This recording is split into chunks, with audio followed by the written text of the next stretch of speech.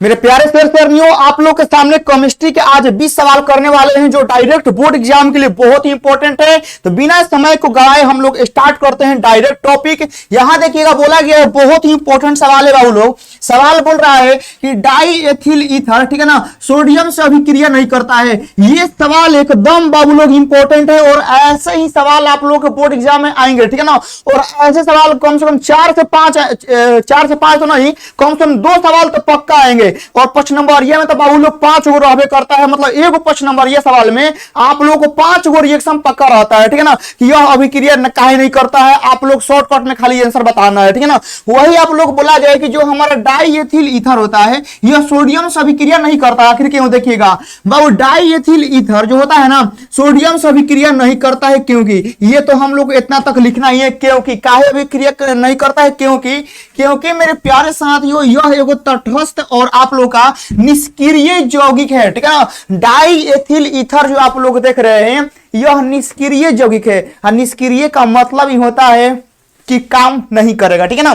तो वही है कि हम लोग का डाई एथिल ईथर जो होता है ना यह निष्क्रिय यौगिक है और यह सोडियम के साथ अभिक्रिया नहीं करेगा। अब यही लिखा गया है इसमें, देखिएगा इनमें न तो आयनिक क्रियाशील मूलक होता है और न ही आप लोग का अम्लीय। देखिएगा किसी भी चीज में रिएक्शन करने के लिए जरूरी होता है कि उसमें कुछ आयन का भाग हो और नहीं तो कुछ उसमें अम्ल का भाग हो, लेकिन डाई एथिल ईथर में न ही आयनिक होता है और न ही अम्लीय होता है, इसी वजह से यह निष्क्रिय होता है। आप लोग का यहां से हो गया। अगला सवाल आता है, देखिएगा कि tetra amino hexa aqua chlorido cobalt 3 का आप लोगों को सूत्र लिखना है जो कि आप लोग के सामने है ये वाला, ठीक है ना। तो इसको आप लोग अपने दिल दिमाग में रखिएगा क्योंकि आपके 2 मार्क्स में को सवाल आता है सूत्र लिखने के लिए, ठीक है ना, कि आप लोगों को इसका सूत्र लिखना होगा।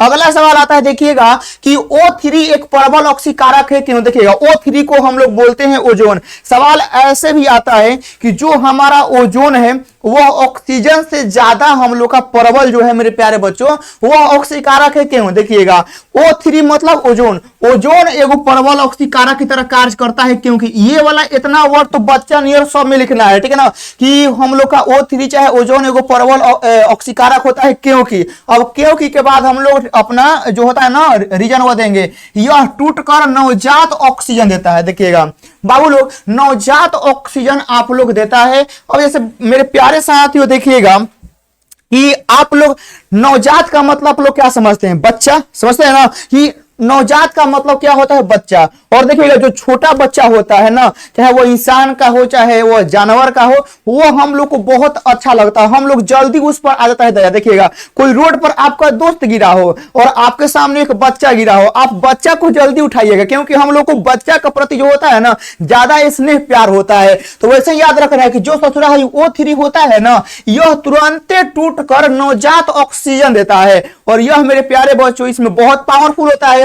यह तुरंत क्या करता है, प्रबल ऑक्सीकारक रूप में तुरंत ऑक्सीकृत कर लेगा, तुरंत अट्रैक्ट कर लेगा। तो यही होता है कि यह नवजात ऑक्सीजन धातु व धातु एवं उपधातु को ऑक्सीकृत कर देता है तुरंत, ठीक है ना, तुरंत अपनी तरफ खींच लेगा। तो यह आप लोग का 3 गो हो गया। अगला सवाल आता है कि निम्नलिखित में से आप किस प्रकार बनाएंगे, मतलब कि आप लोग का मेथिल आयोडाइड से आप लोग को इथेन बनाना है और एसिटिलीन से आप लोग को आयोडोफॉर्म बनाना है, ठीक है ना। 2 गो आप लोग को यहां से बनाना है। देखिए ध्यान से बाबू लोग, हम लोग को मेथिल आयोडाइड से हम लोग का इथेन बनाने के लिए हम लोग का एक प्रोसेस होता है। देखिए कैसे बाबू लोग, मेथिल आयोडाइड का सूत्र यहां पर है और इथेन का सूत्र यहां पर है। बनाने के लिए हम लोग रासायनिक अभिक्रिया का यूज करते हैं, जिस रासायनिक अभिक्रिया का नाम है वुड्स रिएक्शन, ठीक है ना। ये होता है इस अभिक्रिया से हम लोग करते हैं। देखिएगा ये हमारा हो गया मेथिल आयोडाइड, ठीक है ना। इसको सोडियम के साथ शुष्क ईथर की उपस्थिति में हम लोग ड्राई करेंगे, गर्म करेंगे।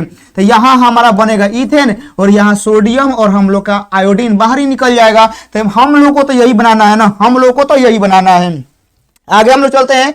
अब यहां देखिए एसिटिलीन से हम लोग को आयोडोफॉर्म बनाना है। तो देखिए एसिटिलीन से आयोडोफॉर्म डायरेक्ट नहीं बनेगा, आप लोग याद रखिएगा कि एसिटिलीन से आयोडोफॉर्म डायरेक्ट हमारा नहीं बनेगा। एसिटिलीन से सबसे पहले एथेनॉल जाना पड़ेगा और एथेनॉल से आयोडोफॉर्म जाना पड़ेगा, ठीक है ना। जैसे मेरे प्यारे बच्चों मान लीजिए कि हम लोगों को, जैसे आप लोग का गांव हो गया, ठीक है ना, और आप लोग जहां से ट्रेन पकड़ते हैं, जैसे हम विक्रमगंज मान ली रहते हैं, तो विक्रमगंज से पटना हम डायरेक्ट नहीं जा सकते हैं, पहले हमको आरा जाना होगा, ठीक है ना, ओकरा बाद हम लोग जाएंगे पटना, क्योंकि विक्रम से पटना के लिए डायरेक्ट रोड हाईवे न कहीं है, ठीक है ना। तो वैसे ही आप लोग का होता है कि एसिटिलीन से डायरेक्ट हम लोग आयोडोफॉर्म नहीं बना सकते हैं, ठीक है ना। अब यहाँ एसिटिलीन से सबसे पहले एथेनॉल गुजरेगा और फिर एथेनॉल से आयोडोफॉर्म आप लोग का बनेगा। अब यहाँ देखिए बाबू लोग, यह हो गया आप लोग का यहाँ पर, सॉरी यहाँ पर देखिएगा, हाँ यहाँ देखिएगा एसिटिलीन आप लोग का यहाँ पर, वही तो सोचे, यह आप लोग का एसिटिलीन हो गया, इसको पानी के साथ ही गर्म करेंगे, ठीक है ना, तो ये हम लोग का यहाँ पर बनेगा आप लोग का एथेनॉल, ठीक है ना। और उसके बाद अब यहाँ देखिए एथेनॉल को क्या करेंगे कि आप लोग का आयोडीन और NaOH के साथ हीट करेंगे तो हम लोग का बनेगा आयोडोफॉर्म, ठीक है ना, ये वाला बन गया आयोडोफॉर्म। ये आप लोग का पूरा प्रोसेस था मेरे प्यारे बच्चों। अब यहाँ से हम लोग आगे चलते हैं, अगला आता है, ठीक है ना, क्या होता है जब PCl3 को, ठीक है ना, PCl3 को गर्म करते हैं, तो याद रखिएगा यहां पर छूट गया है, जब PCl3 को हम लोग, सॉरी PCl5 होगा, ठीक है ना, यहां देखिए PCl5, क्योंकि PCl5 को यहां पर बोला गया है गर्म करने के लिए, ठीक है ना, PCl5। यहां देखिए जब हम लोग PCl5 को गर्म करते हैं, ठीक है आप लोग ना, जब हम लोग PCl5 को गर्म करते हैं तो हमारा PCl3 और क्लोरीन आप लोग का दोनों बनता है, बस याद रखिएगा, ठीक है ना, कि PCl5 को हम लोग हीट करेंगे तो हम लोग का दोनों बनेगा। अब कहेगा सर ये हमने के याद कैसे होगा, याद नहीं करना है बाबू लोग। यहां देखिए PCl5 तो एकरा में क्लोरीन कै गो है, 5 गो, तो इहे क्लोरीन 5 गो, एगो में 3 गो में टूट गई, लगो 2 गो में, याद हो गई, याद हो गई बचवा लोग।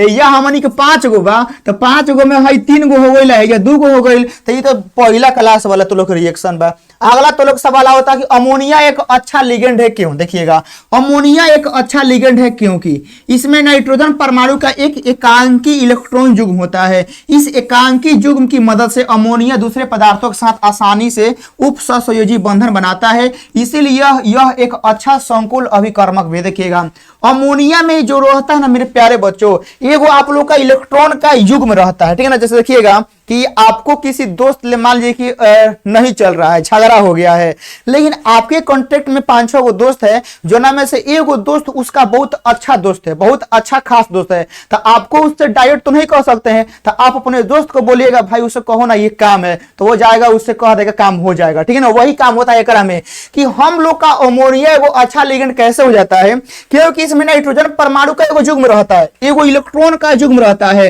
और यही ससुरा जो युग्म रहता है ना, आराम से दूसरे पदार्थ को आसानी से ऑक्सीकरण मतलब हम लोग का बंधन बनाता है और रिएक्शन कर जाता है, ठीक है ना। बहुत ही आसान चीज है, यहां से आप लोग इंग्लिश मीडियम है, आप लोग आराम से नोट कर सकते हैं।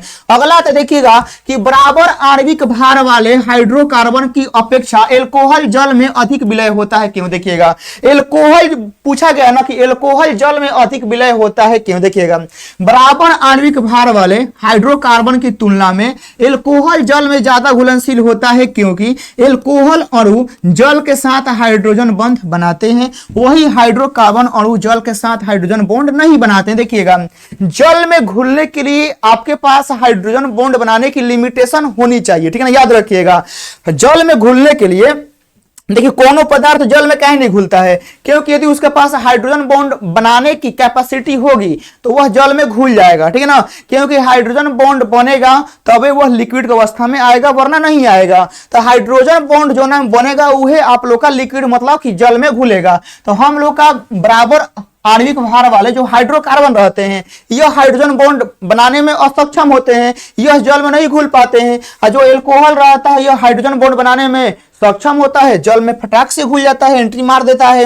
अगला आप लोग का यहाँ पर आता है कि आप आवश्यक एमिनो अम्ल से क्या समझते हैं। देखिएगा आवश्यक एमिनो एसिड कार्बनिक यौगिक है जिनकी आवश्यकता शरीर को काम करने के लिए होती है, ये शरीर में संश्लेषित नहीं होती हैं, नहीं हो पाते हैं, इसीलिए इन्हें भोजन में लेना होता है। देखिएगा आप यहां का बोला है आवश्यक एमिनो अम्ल। देखिएगा मेरे प्यारे साथियों, आप लोग के पास पैसा का क्यों जरूरी है, आप पहले बताइए। आप लोग पढ़ाई लिखाई कर रहे हैं कि ताकि हम पैसा कमाएं, यही ना मेन मकसद है। सब कोई पढ़ाई लिखाई यही करता है कि हमको पैसा कमाना है। पैसा क्यों कमाना है, क्योंकि हमारे पास नहीं है, बात है ना।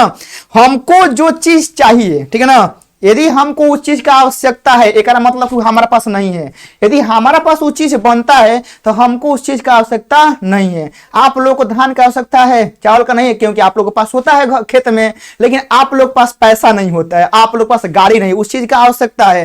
तो आवश्यकता से याद रखिएगा कि हम लोग को किसी चीज का आवश्यकता होता है, इसका मतलब वो चीज का मैन्युफैक्चरिंग यानी प्रोडक्शन हमारे पास नहीं होता है, इसीलिए वो चीज हमको चाहिए। तो वैसे ही होता है आवश्यक एमिनो अम्ल, ठीक है ना, यानी ऐसा एमिनो अम्ल जो हमारे लिए तो चाहिए लेकिन ससुरा हमारे शरीर में नहीं बनता है, इसीलिए हमको उसको अलग से लेते हैं, ठीक है ना, क्या करते हैं अलग से भोजन में हम लोग लेते हैं मिला के। तो आगे हम लोग चलते, याद हो गया होगा, अगला आता है कि नाइट्रोजन के अणु कम क्रियाशील क्यों होते हैं। देखिएगा, देखिए दो नाइट्रोजन परमाणु त्रिक बंधन का निर्माण करते हैं। नाइट्रोजन परमाणु के बहुत छोटे आकार के कारण त्रिक बंधन की लंबाई भी बहुत छोटी होती है, जिस कारण से बंधन की वियोजन ऊर्जा बहुत अधिक होती है। यही कारण है कि नाइट्रोजन के अणु कम क्रियाशील होते हैं। देखिएगा, अब मान लीजिए मेरे प्यारे बच्चों, जैसे सरकारी काम में देखिएगा बहुत प्रोसेस होता है। मान लीजिए सरकारी काम में पैसा पास करवाना है तो हई फॉर्म भरिए, हाउ बिल, हई लिखिए लेटर एप्लीकेशन, उनके पास वेरीफाई करवाइए,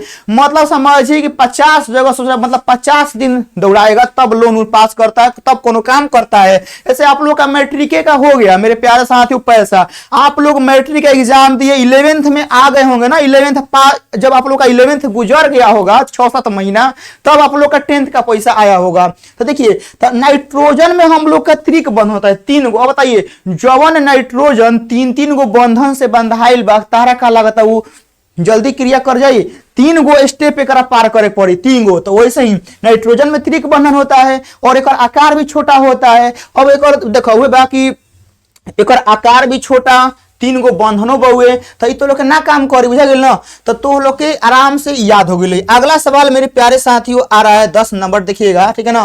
बोला गया है एल्कोहल और फिनोल में अंतर क्या है। देखिएगा, एल्कोहल उदासीन होता है, उदासीन, ठीक है ना, और फिनोल हम लोग का अम्लीय होता है। याद रखिए, एल्कोहल जो होता है वह उदासीन होता है और फिनोल अम्लीय होता है। एल्कोहल फेरिक क्लोराइड विलयन में कोई रंग नहीं देता है, ठीक है ना, मतलब एल्कोहल देखिए जब उदासीन हो गया तो क्या रंग देगा, नहीं देगा।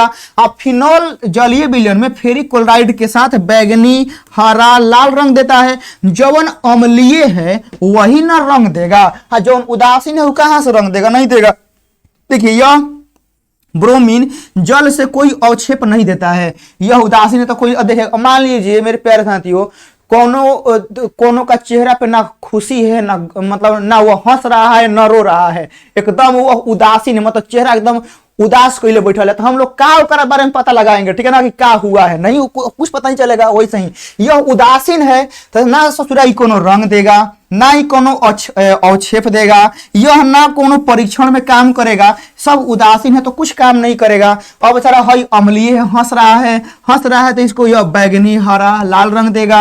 यह ब्रोमीन जल के साथ सफेद अवक्षेप बनाएगा। यह लीवरमैन परीक्षण देता है। आप लोग बस एगो याद रखना है कि एल्कोहल और फिनोल में कौन उदासीन होता है, उसके बाद अपने मन सब लिखा जाएगा।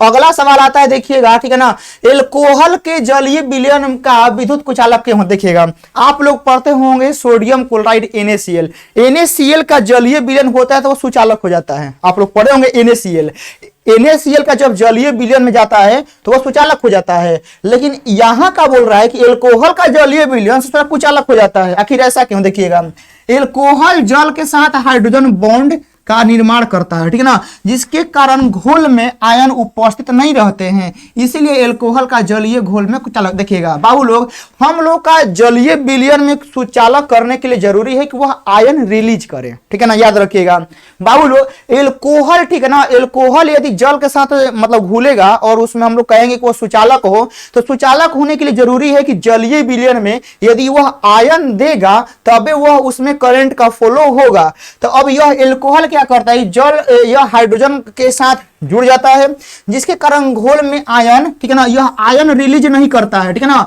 एल्कोहल जो होता है जल में घुलेगा ना तो यह आयन रिलीज करबे नहीं करेगा, तो यह हम लोग का कुचालक होता है, समझ गए ना। आगे हम लोग चलते हैं, अगला सवाल आता है कि कायरल और अकायरल यौगिक क्या होते हैं। देखिएगा, कायरल यौगिक वे यौगिक होते हैं जिनका दर्पण प्रतिबिंब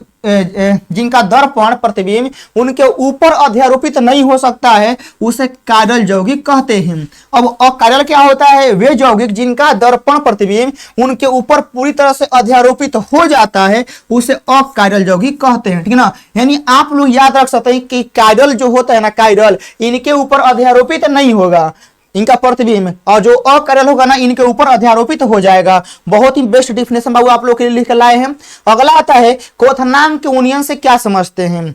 अब क्वथनांक यूनियन का मतलब होता है मेरे प्यारे साथियों, ठीक है ना, अब आप लोग देखिएगा, हम लोग का पानी नॉर्मल मालूम है कि 100 डिग्री सेल्सियस पर खौलता है, मालूम है ना कि पानी 100 डिग्री सेल्सियस पर खौलता है। यदि हम पानी में 100 ग्राम चीनी मिला देंगे ना तो अब उस 100 पर नहीं खोलेगा, अब जानते हैं कितना खोलेगा, 100 से ज्यादा 105 110 लेके चल जाएगा। ठीक है ना, तो वही होता है क्वथनांक का मेरे प्यारे बच्चों यूनियन। ठीक है ना, यानी उसका मेरे प्यारे बच्चों बढ़ जाएगा। ठीक है ना, वही आप लोग का यहाँ पर लिख दिए हैं। अगला आता है क्या होता है जब एन, यहाँ पर एन छूट गया है, एन ब्यूटिल क्लोराइड को एल्कोहलिक के साथ अभिक्रिया कराते। देखिएगा, जब एन ब्यूटिल क्लोराइड को एल्कोहलिक के साथ अभिक्रिया कराते हैं तो यह हम लोग का ब्यूटेन, ठीक है ना, यह एक ब्यूटेन बनता है और इस अभिक्रिया को हाइड्रोहेलोजेनेशन या डिहाइड्रोहेलोजिनीकरण अभिक्रिया हम लोग कराते हैं। ठीक है ना, तो ये आप लोगों को याद रखना है, एक लाइन में हो जाएगा। अगला आता है कि अभिक्रिया का वेग ताप पर क्या प्रभाव पड़ता है। मान लीजिए कोनो घर में आगे लग गया, चाहे ठीक है ना, कोनो घर में आगे लग गया, चाहे आप लोग देखिएगा कि रोड में काम लगता है, ठीक है ना, तो जब ऊपर से दबाव नहीं रहेगा ना, देखिए जब रोड में काम लगता है सरकारी काम में, ठीक है ना, तो आराम से लुसुर करेगा। लेकिन जैसे ही ऊपर से दबाव आएगा ना, तुरंत दिन रात काम करेगा, दिन रात। देखिएगा कहीं पर प्रधानमंत्री आने वाले होंगे, ठीक है ना, कहीं पर प्रधानमंत्री आने वाले होंगे ना, तो इतना जल्दी काम करता है ना, इतना जल्दी काम करेगा कि पता नहीं चलता है ना कि सरकारी काम हो रहा है, देख लगेगा ना कि कहीं पर ठीका उका मिला है। वैसे ही होता है कि जब तापमान, देखिए जब रिएक्शन हो रहा है, रिएक्शन में कोनो दबाव नहीं है, मतलब टेम्परेचर वहां पर हीट नहीं है, ठीक है ना, तो आराम से धीरे धीरे होगा। और जैसा ही हम लोग टेम्परेचर से हीट करेंगे रिएक्शन फास्ट हो जाता है। तो वही आप लोग का यहाँ पर सारा कुछ लिख दिया, मतलब लिख दिए हैं। अगला आता है कि इसमें आप लोगों को संकुलन का आईयूपीएसी नाम बताना है, तो यह हो जाएगा पोटेशियम डाइऑक्सोलेट क्रोमेट 3 हो जाएगा, आप लोग इसको याद रखिएगा। अगला आता है फैराडे के विद्युत अपघटन का प्रथम नियम क्या होता है। देखिएगा प्रथम नियम क्या होता है ना कि विद्युत अपघटन के दौरान इलेक्ट्रोड से जो मुक्त हुए पदार्थ की मात्रा होती है उसमें प्रवाहित होने वाले विद्युत धारा की मात्रा के समानुपाती होती है, यही प्रथम नियम होता है। देखिएगा हम लोग का W मुक्त हुए पदार्थ की मात्रा उसमें आवेश के परिमाण के समानुपाती होता है। बाबू जितना चीनी डलबा उतने ना मीठ होई, हमें बताओ, तू जितना चीनी डलबा उतने मीठ होई, तो जितना धारा प्रवाह करबा उतने आवेश जमी। सिंपल कहानी बा एकदम, तो लोग याद हो गई। अगला सवाल आता है, देखिएगा कि संपर्क विधि और ओस्टवाल्ड विधि में कौन सा उत्प्रेरक लगाते हैं। देखिएगा संपर्क विधि में हम लोग वेनेडियम पेंटाऑक्साइड का यूज करते हैं और ओस्टवाल्ड विधि में हम लोग प्लेटिनम और आरएच का यूज करते हैं। तो आप लोग को यहां से याद रखना है। यह आप लोग का पूरा आज के सेशन में लगभग केमिस्ट्री का 18 सवाल करवाए हैं और करवाने के साथ साथ यादों करवा दिए हैं, यानी आप लोग को अब रटना नहीं पड़ेगा, केमिस्ट्री के सवाल आप लोग को अब याद हो गए हैं। बाकी क्लास के सवाल कमेंट बॉक्स में करना है और इस पूरे चीज का एप्लीकेशन का पूरा आप लोग का पीडीएफ नोट्स आप लोग का ये जो यहाँ पर एप्लीकेशन दिख रहा है ना, स्टडी विथ डेडिकेशन, यहाँ पर अपलोड हो जाएगा, आप लोग वहां एटम बम में ले सकते हैं, ठीक है ना। बाकी आप लोग का यह क्लास का सवाल कमेंट बॉक्स में बताइएगा। मिलते हैं नेक्स्ट वीडियो में। जय हिंद।